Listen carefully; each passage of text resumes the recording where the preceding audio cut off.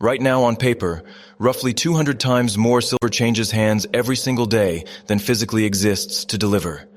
200 to 1. That is not a typo. This is Kenji Sinclair, and the price on your screen and the metal that actually exists in the real world have quietly become two different things. Here is what nobody in the mainstream financial press wants to say plainly. The United States government cannot fully verify its own gold. Central banks around the world have been buying bullion at a pace not seen in generations, treating it as the one asset that matters more than the dollar or the euro. And in Asia, an entirely new system for pricing and delivering physical metal is being built, block by block, specifically to make the old Western exchanges irrelevant. 3 things in the next few minutes. First, why the last full physical count of America's gold happened over 70 years ago, and why that gap matters more now than it ever has. Second, why the world's central banks have quietly treated gold as the only asset worth stockpiling for 4 straight years, no matter what the price was doing. And third, why the split between paper gold and physical gold may be the single most important trend in this entire market, and almost nobody watching a price chart is positioned for it. Start with the vault itself.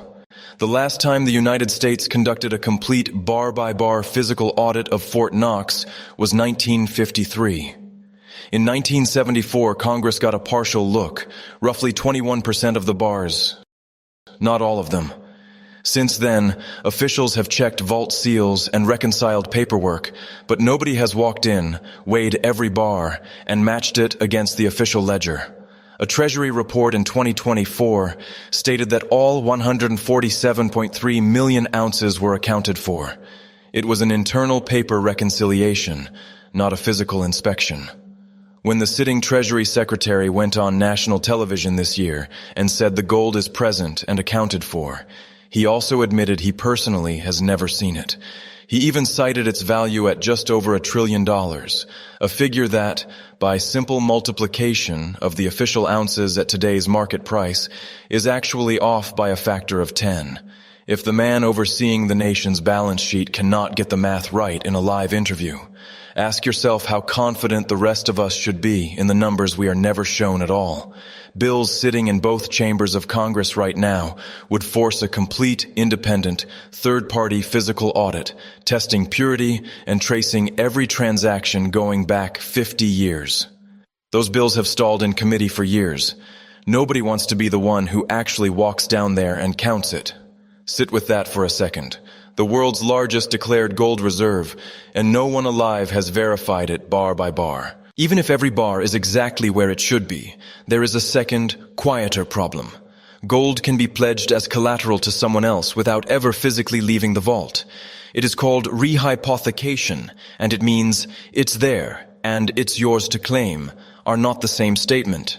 Nobody outside a small circle of officials knows how much of the world's sovereign gold is already spoken for. So if the institution responsible for America's own reserves cannot say with total certainty what is inside its own vault, what makes you think the price on your screen reflects reality? This is the piece almost every retail investor skips past because it doesn't show up on a chart. It only shows up when someone actually tries to claim the metal and finds out someone else has a prior claim on it too. Keep that in mind because it comes back later. While Washington debates whether to even count its gold, the rest of the world has already made its decision. For 4 straight years, central banks have bought bullion at a pace unmatched in modern history. Gold has now overtaken both the euro and the dollar as the #1 reserve asset held by central banks worldwide. That has never happened in the post-war era. When the institutions that print and manage currency for a living start stockpiling the one asset they cannot print, that is not a technical signal. That is a vote of no confidence, cast quietly by the people with the best information in the room. China officially declares roughly 2,300 metric tons of gold reserves. Most serious analysts believe the real number is dramatically higher, potentially 5 to 10 times the public figure, with the country working toward matching or exceeding America's declared 8,133 tons. Why hide it? Because a nation about to challenge the dollar's role as the world's reserve currency does not announce its hand before it is ready to play it. If you only track the daily price, you will miss this entirely. It is happening underneath the chart, not on it. Here's the part almost nobody watching a candlestick chart understands. Gold consistently rises during Asian trading hours and falls during Western trading hours. Not occasionally, but year after year, in pattern after pattern. The World Gold Council itself has called Asia the engine of price support. In the first half of this year alone, gold gained meaningfully during Asian hours while giving much of it back during North American hours. That is not random noise. It is a structural tell. For decades, the Western paper market, futures contracts in New York, spot quotes in London, has set the official price of gold and silver, even though the actual physical metal barely has to move to make that happen. The tail has been wagging the dog, but Hong Kong is now building its own delivery-based exchange, specifically so it no longer has to accept a Western paper price it does not trust. A futures contract gives you exposure. A bar in your hand gives you ownership. Those have never been the same thing, even though the market has spent 50 years pretending they were. Think of it like a farmer with a smaller wheat harvest this year. Demand is rising, transport costs are rising, and then some distant trading desk announces that wheat should actually be cheaper, because a handful of speculators got margin called overnight. At some point, that farmer looks at the screen and says, "That's a cute number, but can you actually deliver wheat at that price?"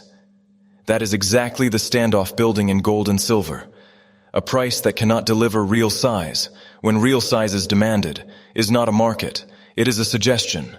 And the moment enough people stop accepting the suggestion, the naked short sellers who built their entire position on paper, promises are suddenly standing in a very exposed spot because somebody, eventually, calls the bluff and says, "Fine, then deliver it." Remember the rehypothecation problem from a minute ago? This is where it stops being theoretical. On the books, America's gold is still valued at $42.22 an ounce, a number frozen in place since the early 1970s, even though the metal trades north of $4,000 today. Veteran precious metals dealers point to the Dow-to-gold ratio as the real long-term compass. For that ratio to revert to historical norms, either the Dow falls to roughly 20,000 or gold climbs toward $9,000 an ounce, or some combination of both happens at once. Over the past 26 years, gold has already outperformed every major U.S. stock index by 2 to 3 times over. Analysts across the spectrum, from James Rickards to Luke Groman, have floated an official revaluation on top of that, some placing a realistic long-run target between $7,000 and $9,000, others going considerably higher. Strip away the jargon, and this is a household problem you already understand. $40 trillion in national debt behaves exactly like a family stuck refinancing a maxed-out credit card every single month just to cover the minimum payment on last month's refinance.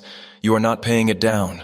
You are borrowing new debt to service old debt, and every round makes the currency backing that debt worth a little less. Do that for 54 years, and the math gets brutal. $100 quietly converted into physical gold back in 1971 would be worth more than $112,000 today. The same $100 left sitting in a savings account would barely buy you a nice dinner. A paper claim on gold is like a neighbor's handwritten note promising to return your lawnmower.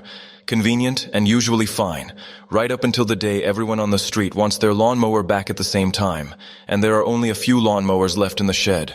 A bar in your own possession is the lawnmower itself, sitting in your own garage. You saw this play out at street level already this year. When India raised its import tax on gold and silver to protect its own currency, the official futures price barely blinked, but the real-world premium, what an actual buyer had to pay to get an actual ounce in hand, jumped from a few cents over spot to more than $6 an ounce in a matter of weeks.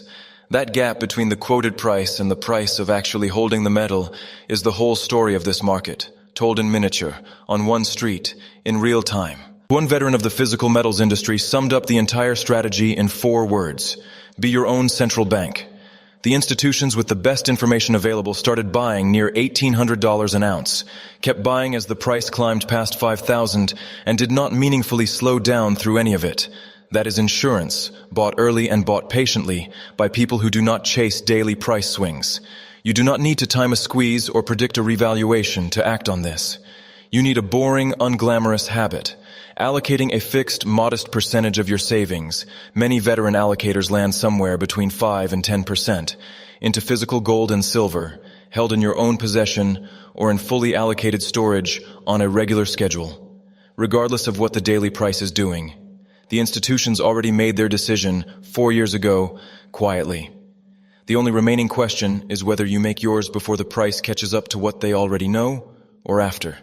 If this breakdown connected some dots for you, hit subscribe, because I cover moves like this: debt, the dollar, and hard assets, every single week.